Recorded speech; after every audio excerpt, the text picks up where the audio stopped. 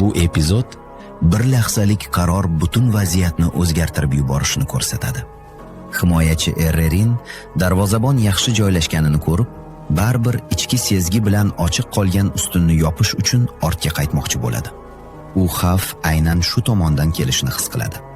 Lekin darvozada turgan David De Gea o'ziga juda ishonadi. U hatto bu bo'sh hududga e'tibor ham bermaydi. Chap qo'li bilan ishora qilib, Herreringa devorni mustahkamlashni aytadi. Go'yo vaziyat to'liq nazorat ostidadek. Herrerin ikkilanib yana devorga qaytadi va aynan shu lahzada hammasi hal bo'ladi.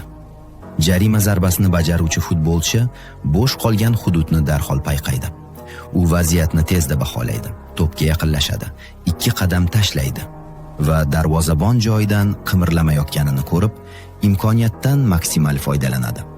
Mukammal burilgan zarba. To'p hech kim kutmagan yo'nalishda